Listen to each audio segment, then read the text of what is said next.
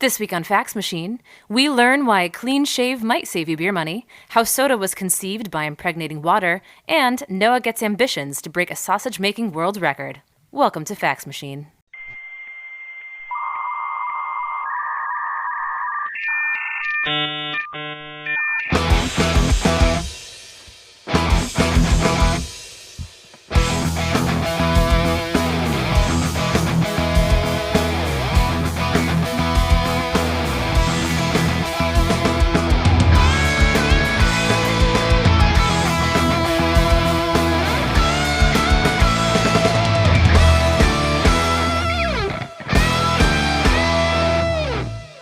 Welcome to this week's episode of Fax Machine. I'm Emily Costa, and I'm here with my co-hosts Noah Giberson. Hello. And Rob Frawley. Hey there.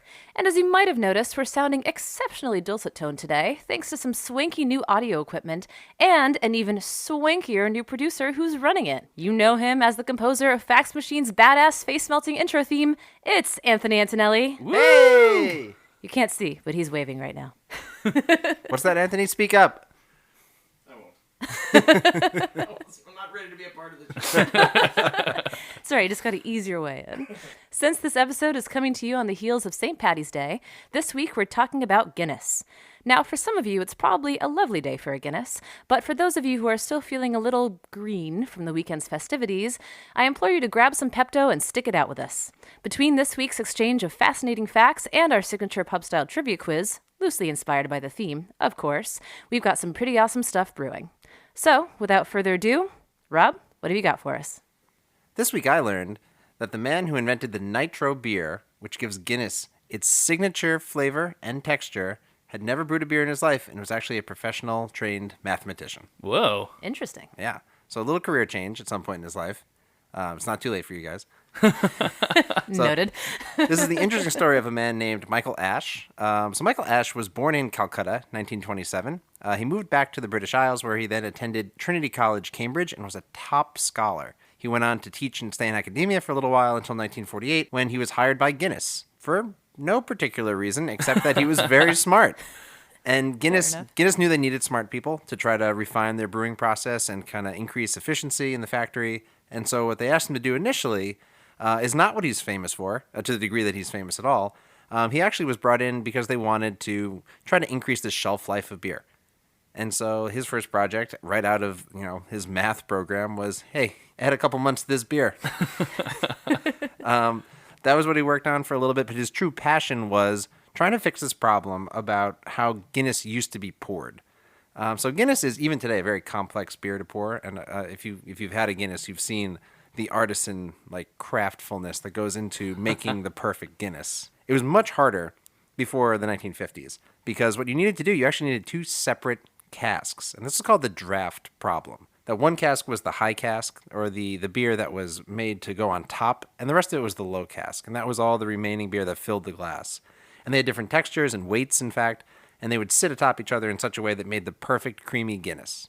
But this was not only difficult to pour, and it took time for bartenders and publicans to actually do, but it required you shipping two separate casks of beer and having the right ratios in them and then use them properly. And so it was not cost effective, and it really irked Ash. He really wanted to make this happen. And so he set about fixing it. And in the way that only a true nerd can do, he identified that one of the problems was the gas that they were using in the beer. So instead of carbonating beer with carbon or carbon dioxide, like most pop drinks, most beers are, he turned to nitrogen. So he saw nitrogen as the answer, and he put it quite clearly. He said, quote, "It's such an obvious gas."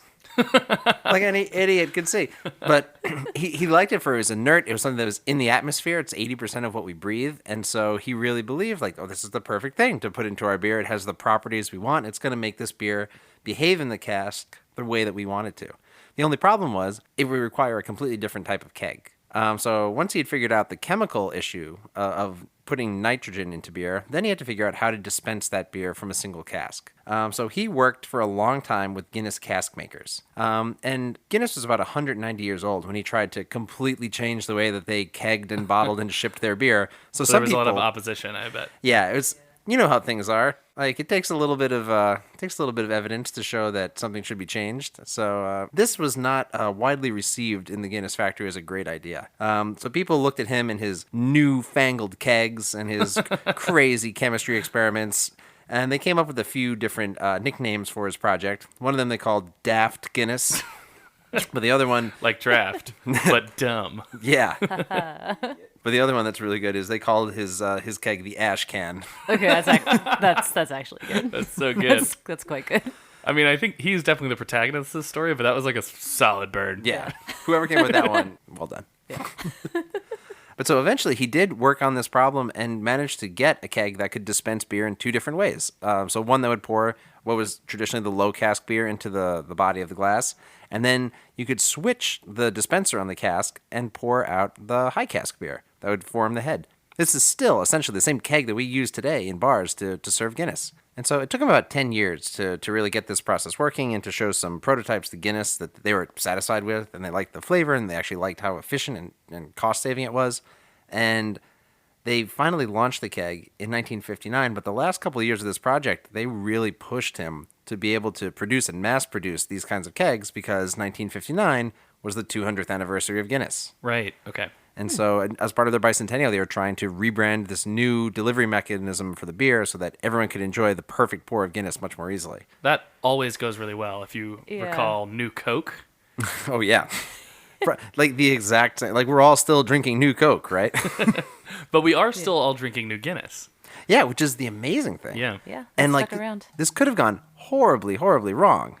Like this could have been just, think of the worst like micro-brewed beer you've ever had. This could have been Guinness, but instead it became like this hallmark. And so the reason was, even though a lot of people did actually object initially to the new flavor of Guinness, they said that the nitrogen kind of stifles the flavor, the aroma was lost, like the entire drinking experience changed.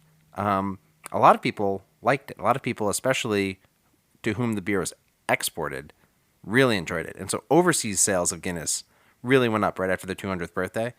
And this was all because Ash had made this very stable keg that could be sent distances and dispensed all at once so that any dumb American could pour the right perfect Guinness. There's a great story about Barack Obama, who on a later trip to Ireland talked about a previous trip that was, I think, top secret at the time, where his Air Force One was on the way to Afghanistan, and they stopped down in Shannon and had enough time to like get a beer. And he said, I mean, having had Guinness in the States, he said that his Guinness in Ireland was much better. Now, he might have just been pandering, but I just feel like he wouldn't lie to us. But what would his motives be? It's just a good Guinness. He's pandering to the Irish electorate. Why? Well, because there are more Irish people in the United States than in all of Ireland. Oh, I was kidding. That's a really good point. Yeah. Oh, that is a good point. Okay, there we go. And the Asked Irish, and we never answered. forget. Rob's Irish. Yeah. You should clarify. Even though I sounded like the Swedish chef. Please don't write in. No. Speaking of other people who have famous associations with Guinness, there's a guy I've been trying to bring up on the podcast for a while, and it's the Irish writer and playwright Brendan Behan. And he has a couple really excellent plays, one pretty famous novel. But the story about him in particular that I want to tell comes from his first really well-received play. That's The Quare Fellow. It had opened to great reviews in Ireland. It had a couple years had passed, I think, and then it was finally ready to open in the West End in London, so like the Broadway of London. And so he was doing a promotional appearance on a TV show, and this appearance ended up generating a ton of publicity for the show, and people got really, really excited about it. And this was kind of weird to have a lot of British people, particularly English people, really excited about this guy, because his background was, he was born into like an Irish Republican family. He had actually joined the IRA as a teenager, so he's not exactly the kind of person you would expect for English people to like really fall in love with, but they fell in love with him because of his behavior on that television show. And basically he was just really, really hammered on Guinness. And actually, for some reason, they just absolutely fell in love with him. And there was actually another person on that show at the time, the Irish-American comedian, you guys know Jackie Gleason? Oh, yeah, sure. Yeah. Rings a bell. The Honeymooners. Who at the time described his newfound popularity in London as, quote, not an act of God, but as an act of Guinness. which I thought was pretty funny. But he has a couple other stories about him that him throughout his life being closely associated with Guinness. And that is one of the best ones is that Guinness was looking for a new like ad campaign. And he was a very famous, celebrated Irish author. And so they went to him and they commissioned him to write a slogan for them. And his terms were that they would have to give him I think it was like a crate of Guinness or a case of Guinness, some large quantity of Guinness every single week that he was working on this new slogan. And then like he would come back to them and give them what he had. But he needed to drink the beer to like get in the Guinness mood or whatever. Spirit. Yeah, perhaps. spirit. Nice. Spirits. But some time passed, a couple weeks. They kept sending him the beer. They were getting no slogan in return. And finally, apparently, some Guinness representatives come by his apartment and they go in and there's just like Guinness bottles everywhere and just like balled up paper like around the wastebasket everywhere. He's just like lying on the ground. And then they were like, well, where's our slogan? And then he gets up, like unfolds one of the pieces of paper and it just says, Guinness, it gets you drunk. I've got to say, I feel like that's a perverse incentive system where it's like, here's something that clearly doesn't improve productivity, and we'll give it to you every week until you finish. Well, I mean, arguably, that's a great slogan. The thesis statement is right there. Yeah, It does not mince words, for sure. So speaking of populations of people for whom the drinking of Guinness might be an unusual experience, seeing as how I'm recording this in a room full of bearded fellows, which you can't see, but you can just take my word for it, I looked into a study that was covered in some articles from 2000 in both The Guardian and BBC about some research commissioned by Guinness to sort of see what the drinking experience was like for bearded Guinness drinkers. Nice. So per Guinness's calculations, roughly 162,719 pints of their signature drink are lost every year in the UK due to the imbibers' mustaches, or generally facial hair, but stashes are just more fun to say. I'd say pour some out, but that just compounds the problem. Exactly. Pour some out directly into your facial hair. So, I'm not going to pretend like I haven't poured beer in my face. is this kind of like a Gatorade in a barrel kind of scenario, just drenching yourself awash in celebration? Victorious Guinness? No. Okay. Just stray beer. All right, that's fair. No, I'm just saying I'm very familiar with this concept. Yeah, and I'm super grateful that someone actually took the time to study this, because it's the kind of thing that like can ruin your 3 seconds of your life as you have just like a big foamy mustache. Well, and so then the crazy thing about it everyone is looks that... at you and you're What like, are you saying? I'm just saying that you get really self-conscious about it. Well, I didn't see anything about that issue specifically in the results of this study, but I will say that it does get surprisingly granular in terms of breaking down the sort of specific volume loss and also loss of cost that basically disappears in someone's facial hair. So the average mustachioed Guinness drinker loses 1.5 pints of Guinness to their stash every year. And that breaks down to an annual beard tax of £4.5. Wow. So in other words, the summation of money that you pay on beer, £4.5 of that if you're in the UK gets lost to your beard. I wonder if they break it down by like the amount of beard that you have. You know what I mean? Because it's like, I'm sure that there's another dimension. Yeah. Okay. So this calculation takes into account, some normal totals that you would think of, the number of Guinness drinkers in the UK, the average amount they consume every year, and then even a breakdown in terms of sips per pint, and then the amount of stash sips per normal, like down your gullet sip. But my favorite factor is the one that you just referenced, and that the previously cited numbers that I gave you apply to an average mustache surface area, but they further broke it down to different types of facial hair. Okay. So the only problem with this is that all of the references, or I guess visual references they gave for this, were British celebrities and personalities, which I recognize some but not others. So I had to do some Googling to kind of find their American equivalents and make this palatable for our, I think, mostly American audience. And then I had to explain to my roommate why she encountered me fervently scrolling through a webpage filled with pictures of Burt Reynolds, but that's besides the point. So You should never have to account for that. No explanations. Makes him more mysterious. So, for example, A Teddy Roosevelt walrus-style mustache, plus a little bit of Martin Van Buren-esque sideburns, will set you back a whopping $36 per year as a beard tax. I'm going to need an explanation on what the sideburns are doing in this, this particular equation. I imagine it acting like a sponge, where it just sort of, the more facial hair Like you have, it just kind of wicks it to the wicks side. Exactly. I think we should test. Well, you guys, I can't, but you guys should test this empirically in your own experiences. Check our Instagram. for updates. Oh, that's going to be so gross. A Burt Reynolds, so more trim but very dense style soup strainer sets you back $16 a year. A more thinned out kind of 5 o'clock shadowy Robert Downey Jr. flavor saver sets you back $12. And one of the British examples was this guy named Noel Edmonds, who's a British TV presenter. But actually, the easiest facial hair comparison that I could find for him was all of you guys. Oh. So Nice. kind of well-trimmed beard mustache combos. So check our Instagram for the visual version of that. So you guys lose a whopping $30 a year Wow. to your facial hair. So I have one question, which is, what do they think? So the mustache catches the beer, and then why don't I just drink it out of my mustache? Like, it's right there. I guess you're not trying hard enough. I don't know what to tell you, man. So I'll tell you. Is it really lost? Is my question. So something I've experienced is that I feel like every time like I get up in the middle of the night, I'm like really dehydrated, so I go get a big cup of water. Like if I drink a lot of water, half of it is going down my chest. Like that is happening, and it's a really unpleasant thing. And there's like, I think about it, most of the time I realize it's happening sort of mid gulp, and I try to adjust, and that just makes everything worse because I'm like breaking the seal. And so I think that it's going out of the mustache, then like down the sides of the mouth. I think you might have a drinking problem. I prefer to think of it as a drinking opportunity. We're only a third way into this episode, and I'm going to say with a fair amount of confidence that is the most dad of the jokes that's going to happen.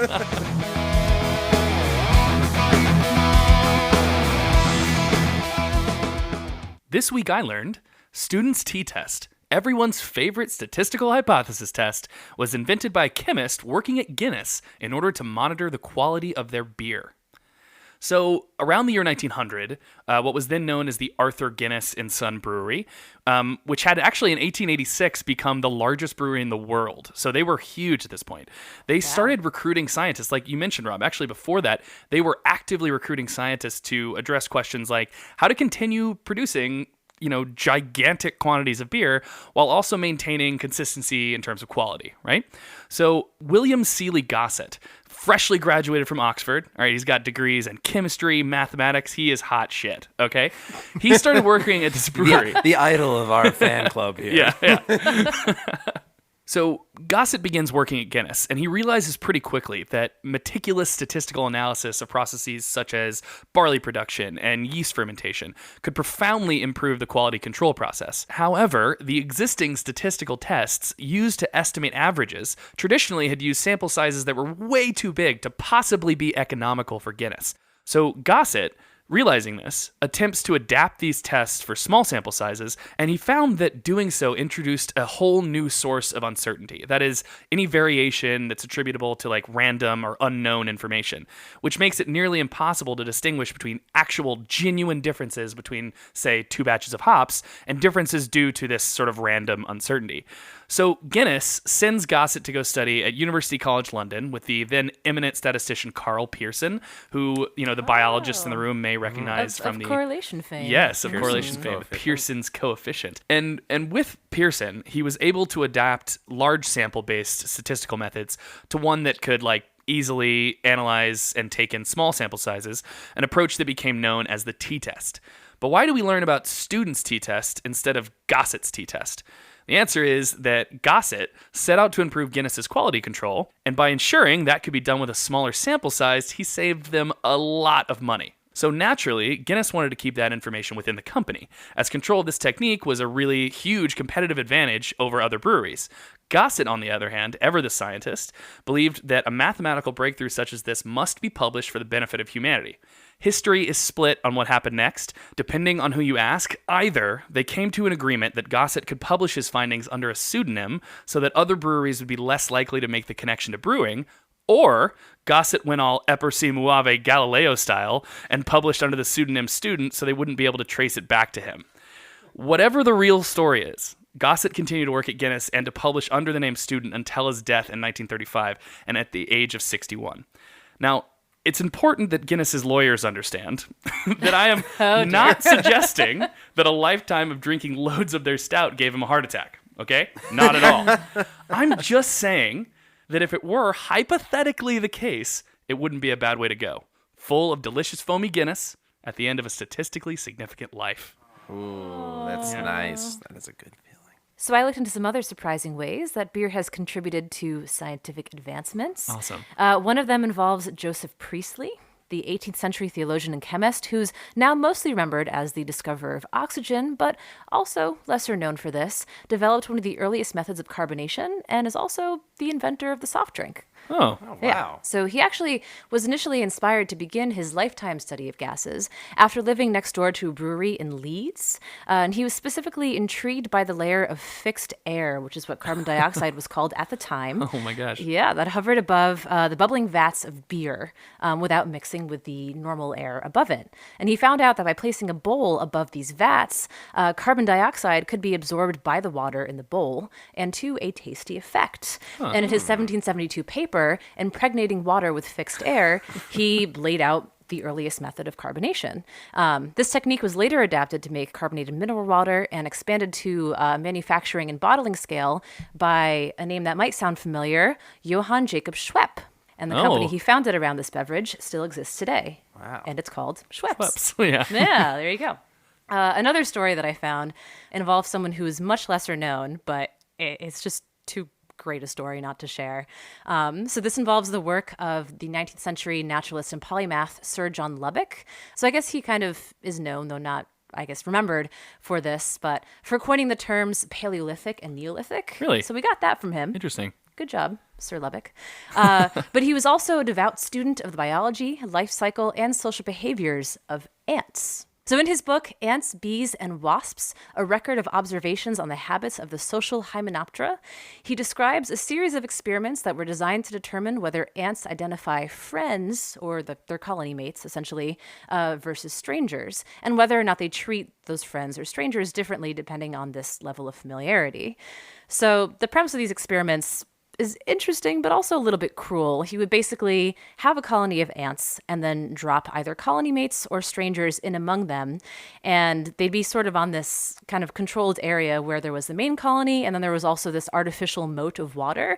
And they would see if members of the central colony would either basically pick up the incapacitated friend or stranger that was dropped into the situation and carry them back to the colony, or carry them to the water and drown them. Yeah, Nice. ants are surprisingly merciless. That's so interesting. So one of my research students right now is doing an ant project, and she's doing something somewhat similar where they take an ant from a colony and then they remove its antenna, and they want to see how it interacts with its colony, if it loses all of its behavioral adaptability, or if it becomes like an outsider, or if it gets confused.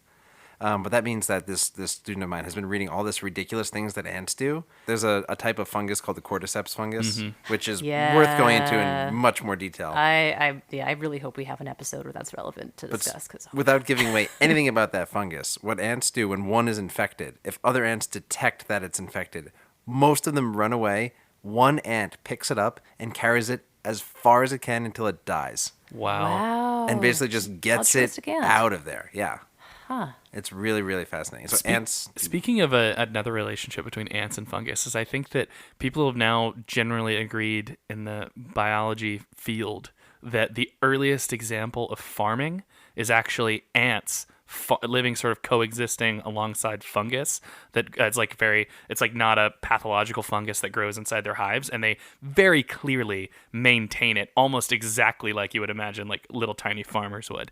And that I mean is definitely, by all the criteria we could throw at it, is farming and existed tens of thousands of years before our farming did. So there's one, just to one-up you in your proto-farming. That's what we're here for. Oh, boy. So there's a type of fungus called a slime mold, which is also a fascinating living thing that goes through many life cycles and can be multi- and single-cellular at different stages.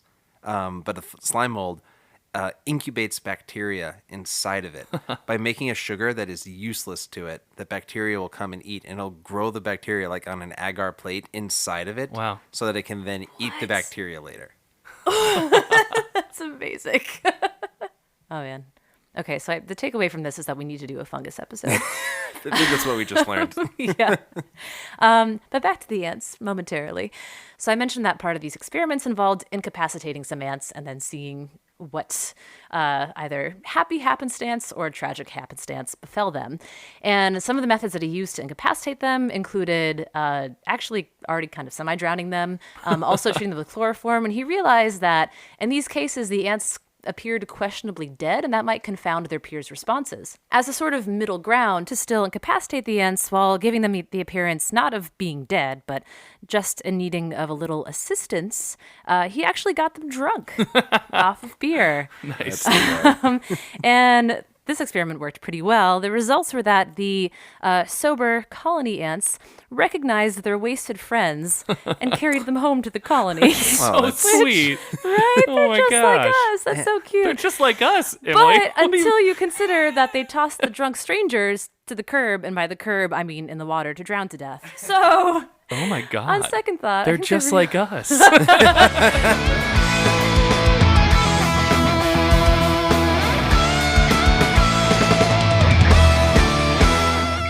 This week I learned that the Guinness Book of World Records came to be after Sir Hugh Beaver, the manager of Guinness, got into an argument about the flying speed of the golden plover. Hugh Beaver is a hell of a name. Oh, just you wait. There are some phenomenal names that get tossed around in this fact. So before I go into it further, though, I have a little straw poll for you guys, if you'll humor me. In all the times that you've been to the pub, grabbed a beer or two, and shot the S word with some friends, have you ever found yourselves sucked into a heated debate about the identity of the fastest game bird in Europe? Only every single time I've recounted line by line Monty Python's Search for the Holy Grail. Was it a European golden plover or an African golden plover? It was a European. Oh, well, that settles that. I never have. I've never been encountering such a thing. I don't go to the right bars. Or maybe you do. But fair enough.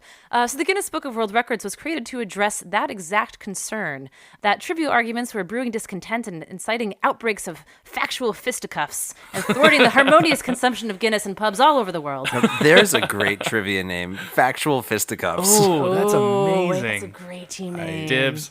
Damn it. So our story starts, as the best ones on this podcast do, with a series of, as I mentioned before, ridiculous names. So we have Sir Hugh Beaver, the managing director of Guinness Breweries, and he went out shooting with some friends one afternoon in 1951 in North Slob. North I know, I love it. Where is that? It's in Ireland. Oh, Okay. carry on. So he was out with his buds, and he missed a shot at a golden plover, and likely trying to excuse the fact that he totally whiffed it, insisted that it was the fastest game bird in Europe, while his companions insisted that that title actually belonged to the red grouse. So, fun fact, just to, get rid of all the suspense that I'm sure everyone is suffering right now, the golden plover is actually the faster of the two. So we got knew lucky it. that time. I knew it, Rob. But it was also in that moment that he realized that he was facing a very specific dilemma that maybe other people were also facing. And thus the idea of the Guinness Book was born. So whether that assessment, in terms of people having these arguments and destroying friendships over which bird flies faster, was founded or not, I do believe that he was at least a little ahead of his time. Honestly, I could totally see it being pitched nowadays in Silicon Valley as Uber, but for facts. Ubered. There we go. So while Sir Beaver provided the idea and the funding for the Guinness Book, the Just can't get over Sir Beaver. I'm sorry. Sorry, I have another. It's like the wind in the Should we willows. It's like, substitute his Sir name? Beaver is coming. So while Sir Beaver provided the idea and the funding for the Guinness Book, the compilation of records and actual writing of the book fell to twins Norris and Ross McWhirter, appropriately tapped because they actually ran a fact-finding agency in London at the time. Oh, cool. Which is not a thing that I knew existed, but essentially their job was Do this compiling podcast. Well, exactly. I was like, what? Why aren't we one of those? But their job was compiling facts to dole out to various outlets, especially for sports. So these guys were also pretty remarkable.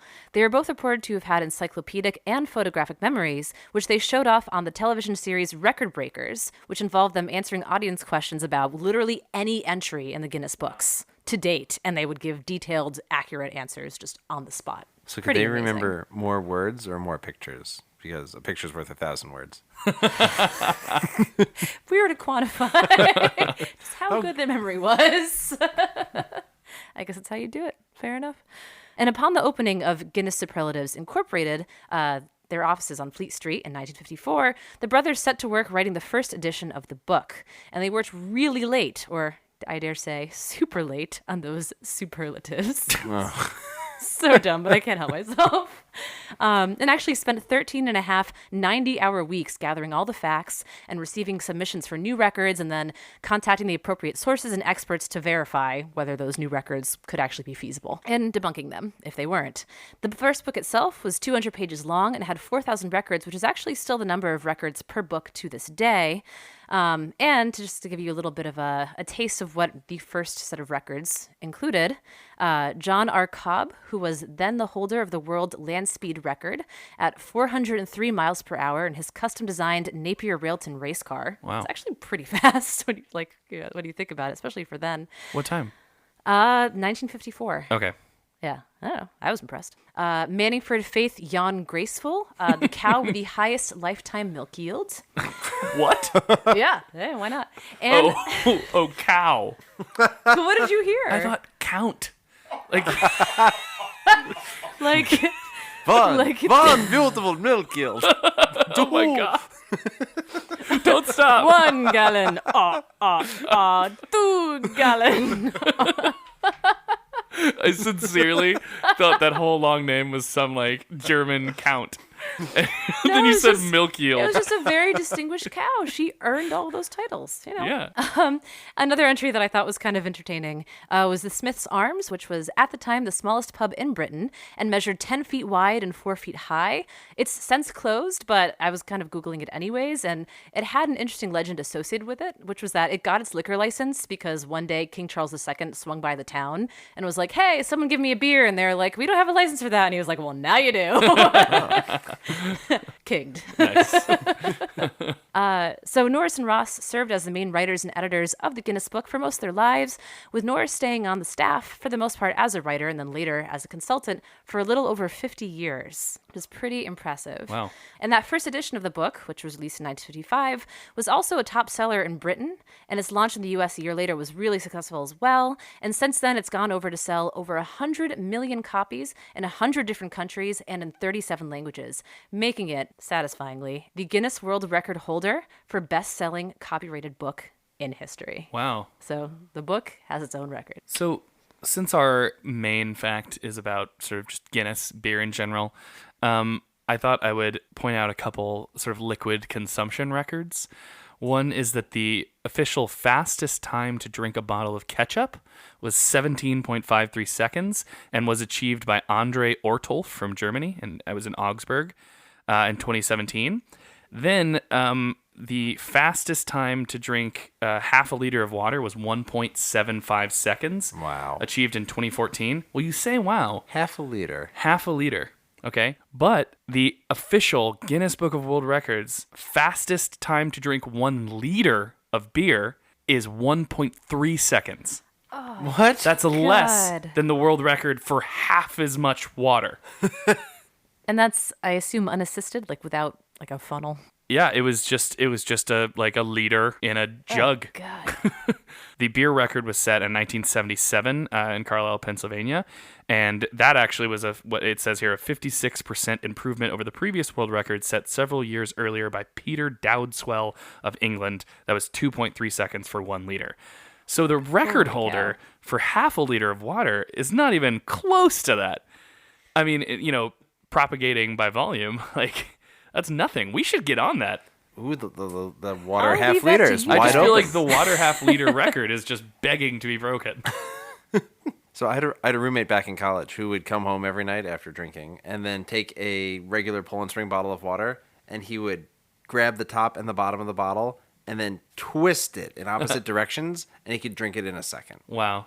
And I thought it was, as a 19-year-old, the most impressive thing in the world. Had you seen a girl yet? Things were different back then, all right? Like, Simpler times. Simpler times. But I just remember he did it, and he threw the crushed bottle on the ground, and he said, "Instant hydration."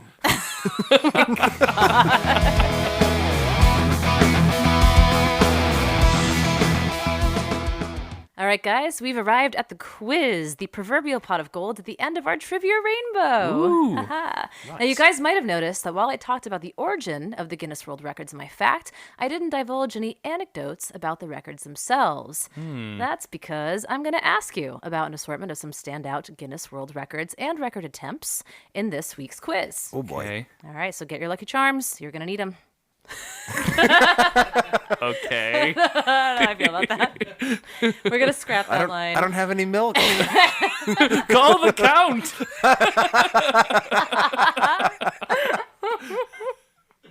All right, so let's see if we can break some fax machine records with All this right. quiz. All right. So question 1.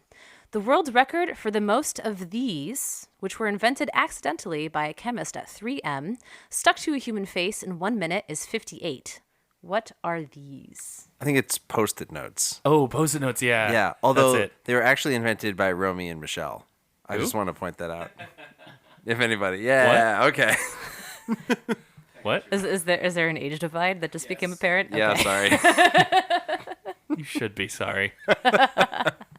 Okay, so the answer is Post-it notes. Yes, the answer is Post-it notes. And I should mention that I found this on a list called 17 World Records that you could break tomorrow. So, to our listeners, if any coworkers swing by your cubicle tomorrow to ask why your face is papered in Post-it notes, be sure to refer them to Fax Machine. What was the number? 58. 58. That is so doable. It really is. And the only rules are they must be normal dimensions, so like, normal square Post-it notes, placed by the owner of the face, attached for at least 10 seconds after the minute is over, and not on the owner's eyelids, which I assume is only for safety reasons, but anyways. So I don't know. I think it's doable. Yeah. Could Let's try get that. on it. All right. Yeah, I like it. To do. Question 2. Kane Tanaka, announced by Guinness on March 9th, 2019 as the world's current oldest person, was born the same year as the Wright brothers' first flight. How old is she? Wright brothers' first flight was 1905. I thought it was 7. Okay, 1907-ish. So 112, 111 or 112. Something like that. Sounds too young. I would have thought it would be like, well, it could be 112. Let's go with that. 112. I want to give it to you because you guys were very close.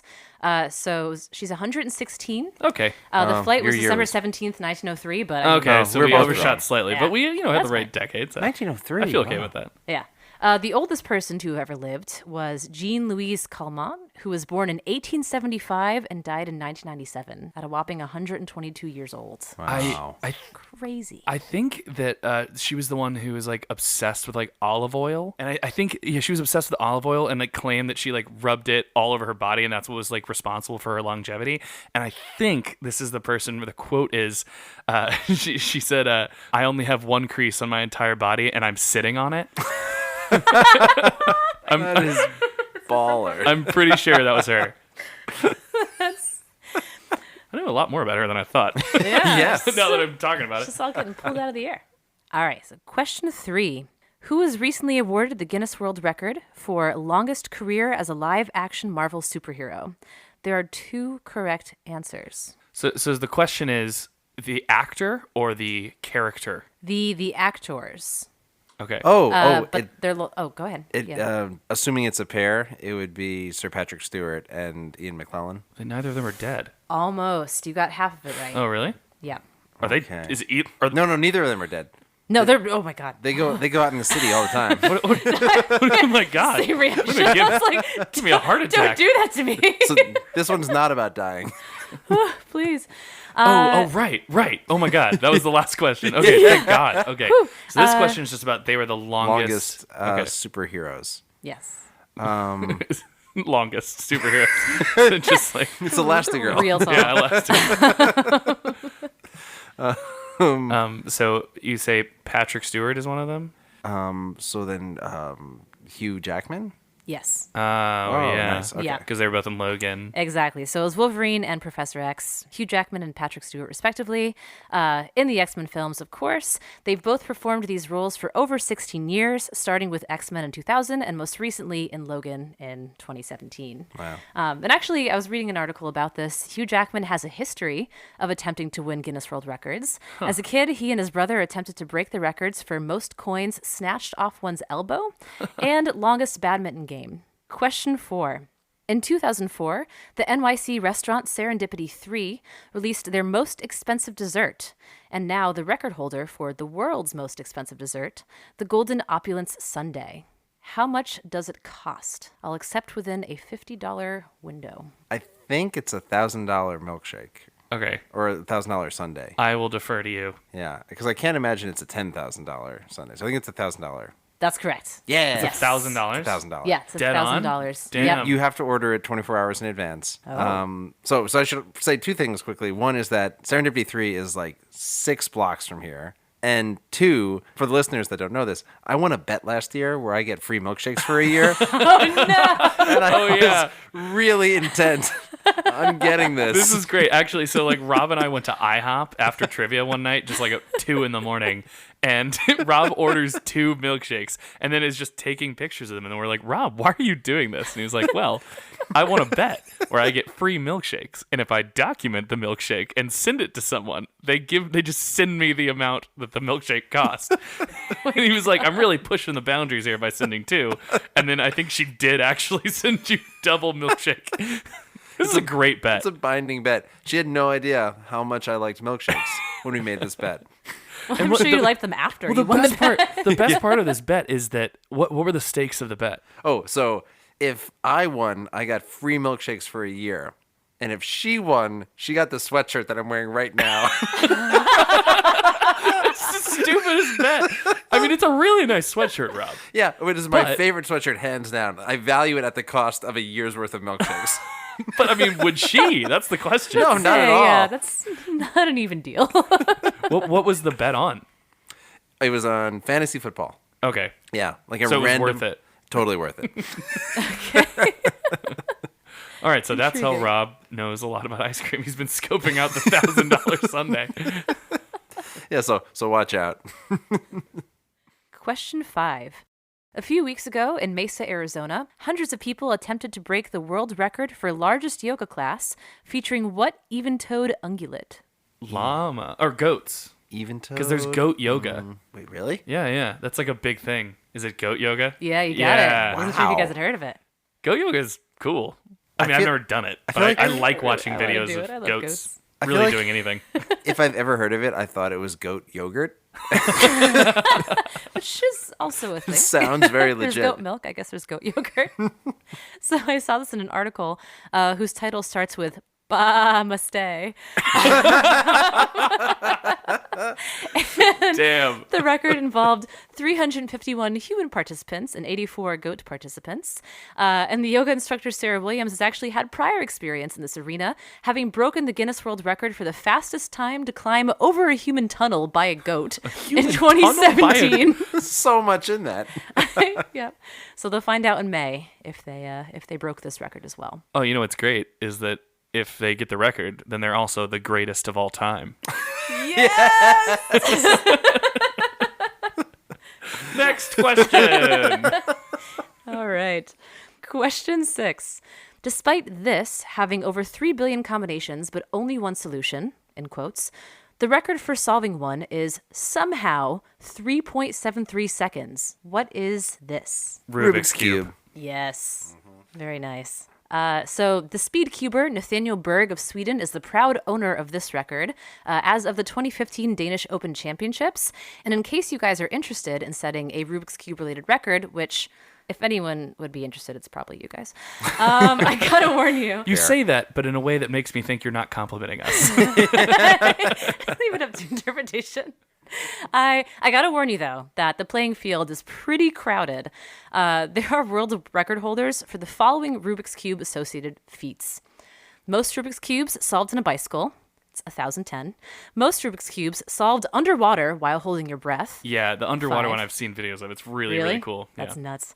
Largest Rubik's Cube solved by a robot, 9 by 9. We're doomed. incredible. Fewest moves to solve a Rubik's Cube, 19. And it's not by the same guy that solved one in 3.73 seconds. So how that works, I don't know.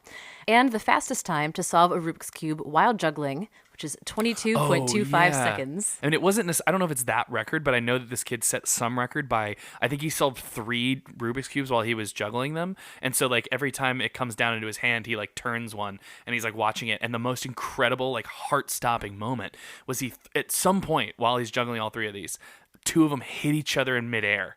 And then he catches them and goes back to it and actually finishes it out and like breaks the record or something. It was Because there's also the clock in the background Yeah. counting down, and the entire audience is like, "Oh no!" And there's then- like an entire oh, cube yeah. that's not done yet, and there's only Yes. like 12 seconds left. And then, like, when the cubes hit each other in midair, like, the audience just screeched. They were like, no! But then he saved it, and everybody just lost their minds. It was great. Wow. Question 7. What primetime television celeb holds the Guinness World Record for most frequent clapper? It's over one's entire life. So it must be, like, on TV. Like, has clapped the most over their career on television. Right, so that's true. It's recorded. So prime time though. So like, it's not a late night show. It's not like a Jimmy Kimmel or somebody. No. I mean, is it somebody on, like, a show like American Idol or one of those, like, talent shows? It is. It's a game show. Oh. Oh, it's Vanna White. Yes. Oh, Yeah, from the exactly. Wheel Absolutely. of Fortune. Yes. What did I say it like that? that exact wheel, yes. So it's estimated that she's clapped at least 3,480,864 times across the show's 30 seasons. That's an average of 606 claps per show as of her record break in 2013. That's incredible. Yeah. That's wild. Yeah, her arms must be so toned. Oh my God. All right, question 8, our last question. The 2019 edition of the Guinness World Records features Barry John Crowe of Cavan, Ireland, a butcher who recently earned the title of most sausages produced in a minute. How many sausages did he roll to break the record? I'll take a margin of 5. Oh, man. Sausages rolled in a minute. Yeah. What goes Okay. into rolling a sausage? Yeah. I mean, what do you think per second? Could you roll a sausage in a second? I have no idea. I don't know how they get in the roll. No idea what that even means. Like, How in- big are these sausages? really? In my Is there head, a So- standard sausage roll? in my head, it's like the ticket machine at a deli, and the guy's just running with it, like pulling hundreds out per second. So you take the actual ground meat for the sausage and fill it into like the natural casing, Right. the intestine, and then it's just one long intestine filled with sausage. I actually, like, when I was a small child, used to make sausages. That's why I don't get squeamish. And then you take that long continuous intestine full of meat and twist it off in like little links Okay. to separate it. So So what he's doing is the twisting. exactly. So it's how Is- many twists? Can there be mechanical assist pulling the intestinal sausage chain? My understanding is that he just had the long, continuous single sausage. Meat tube. And then, yep. Okay. And then made a bunch of smaller ones. This makes me think like 2 per second. Okay, I'm cool with that. 120? She said within 5. 120. 5? Why would that change your answer? It wouldn't. I'm just scared because we're not going to get it. Let's go 120. 120? Wait, do you think it could be more? I don't know. Should we? What's What was his legal name here? again? What was his name again? His name. I'm just trying to So why count would it a that help? second No, really just- quick. His name is Barry John Crowe. All right, should we bet on Barry? Yeah, because now that I'm thinking about it, a second is a really long time, and you can make that twisting motion super fast. Let's say 1, 2, 3, 4, 5. Okay, let's say 5 a second. That was more than a second. Oh, okay, let's say 3.5 a second. You know how long a second is, right? Yeah, it's, 1/1000. I think, Anthony is counting out seconds with his hands, and every single time I can go, all right, 1, 2, 3, 4, 5. I can do 5. I can do 5 in a second. I think I could break this record, guys. Okay, it's But we don't know definitely, what it is yet. definitely 300 rolls. Is that your final answer? I don't think so now that you responded like that. Yes. I'm feeling closer to 2, but I'm good with 300 as a guess. Okay, you want to average that? 250? Okay. Yeah, 250 it is. 250. Final answer. Okay, you are both stunningly wrong. It's like The answer 7. is actually 78, Aw. which is faster than a sausage a second. I still think that's quite impressive. 250 is, I don't think, humanly feasible. But I think we worked our way. We started at like the very barrier of logic, and we just kept charging in the wrong direction. You're But- going down, Barry. That's all I'm saying. If you could only do just over 1 a second, poor Barry. I'm gonna crush you. He's a sweet man. How do you know? Reading the article, like he's just a very cheerful, grateful person. Okay. And also from this quote, Okay. which I'd like to end on, which I think kind of sums up the quiz and the episode well. I'd love to just say to people, go for it. If you feel that you can do a Guinness World Record title, go for it. Okay. It's just so sweet. I'm good. I'm coming for your record, Barry. Enjoy your 15 Barry, minutes watch of fame. I'm so sorry, Barry. Run, Barry, run! My intent. All right, guys, thanks for listening. If you want to check out some more content from us, you can see our social media accounts. We're on Facebook at Fax Machine Podcast and also on Instagram and Twitter at Fax Machine Pod.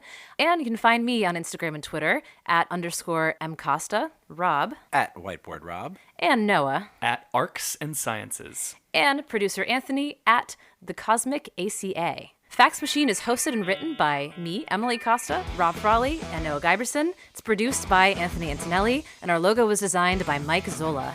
And we implore you, if you guys like what you heard, maybe tell a friend about us. That'd be really nice. We also do have an upcoming live show, so stay tuned for more details about that. That's all for now. Thanks for tuning in. Bye. Bye.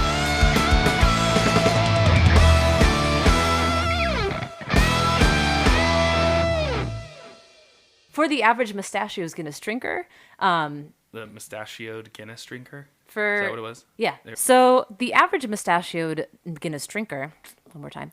The average mustachioed Guinness drinker, no, that was worse. Yeah, okay.